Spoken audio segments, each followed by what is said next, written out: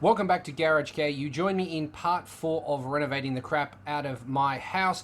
I'm currently building an in-wall shelving unit. That means that I'm using the wall cavity as extra space so I use up less of the room. If you'd like to see parts 1, 2, and 3, links will be in the description, or have a shuffle around in the channel and you'll be able to find them there. Anyway, let's go.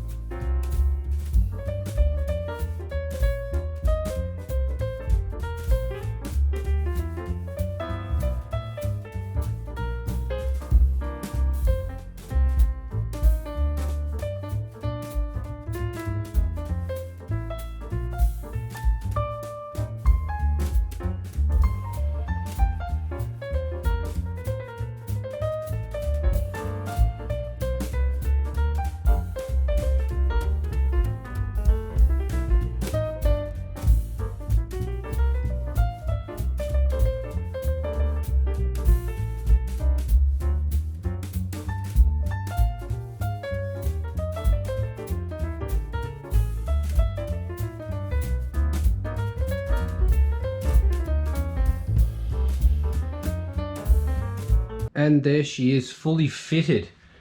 What can we talk about? The brackets in between were a bit of a pain. Difficult to see as well. On this side, it's at the bottom. The next one over, it's the next shelf up. Dark. They were cut, as I said before. So that's that.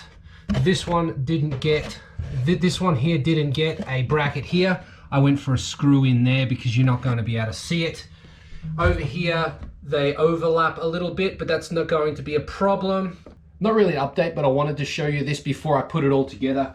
I've done the brackets here, and then it's not going to move. So before I do this piece and fill in this section, I wanted to show you what was required to actually get the top piece to fit. Difficult for you to see, but basically what's happened is from about here all the way up to the top, I've actually had to plane it and chisel it out. Can you see that? It's quite rough, but it doesn't matter. Yeah, planing and chiseling, because this board is extremely bent. It's not like, it's bowed, really badly bowed.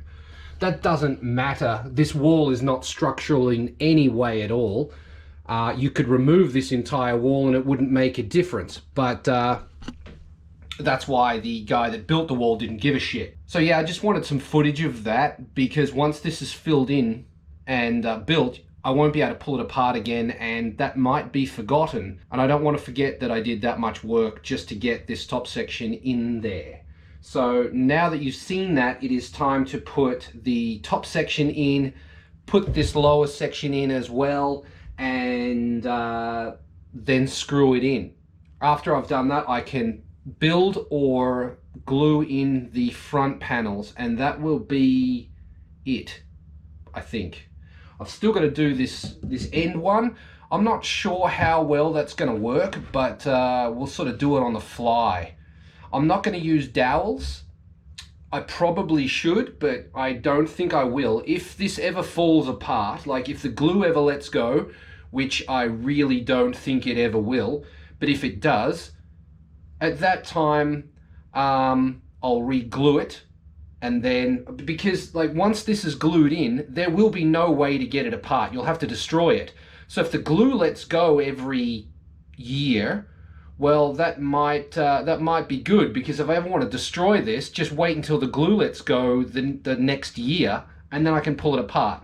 There will be no way to access these screws here, which means there'll be no way to remove this at all, unless the glue lets go. If I put dowels in it, then the dowels will hold it in place and it'll never come apart. You'll have to pull this apart using some kind of, maybe a Sawzall or something. And yeah, so quite a lot of drama. Interestingly enough, I've got my hand sitting here. There is quite a draft coming out of here. Whereas just having this here stops all of that. Interesting. Anyway, let's get it back together. Okay, now due to the ridiculous design of this and the fact that the top has to go in first because of shapes and whatnot, this edge here, you can't push it in that way because of the edge. So this goes in first, like that. Pick this up.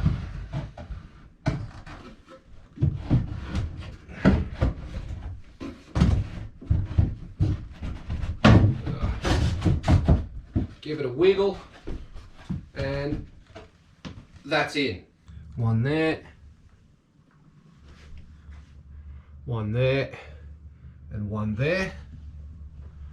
Over here, this one went on an angle because so that it would clear the other one.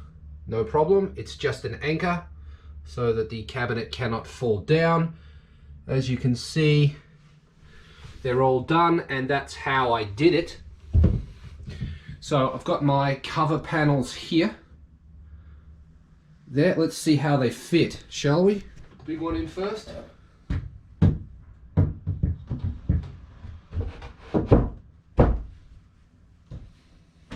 Like a glove. How about this one?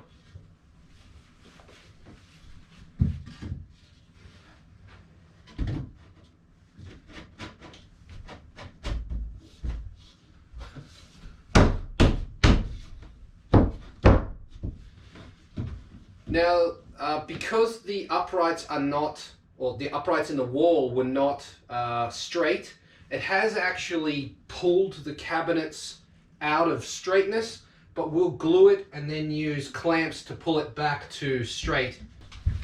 One of these should sort that out. Yeah, look at that. No worries. So, when we glue it, slide it in, use a bunch of clamps and do one of them at a time, and it'll be fine. That one was always a little bit loose anyway. When I cut it, I didn't allow for the saw blade, so this is actually this distance here is about 2 to 3 millimeters off what it should be.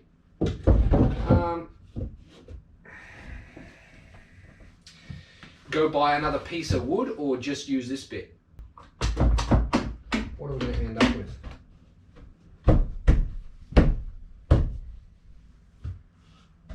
I mean, there's nothing wrong with that. It's fine. Okay, let's glue the big one first. Let's do it. It's getting done. It's happening right now. I better go buy some more glue before I do the next one.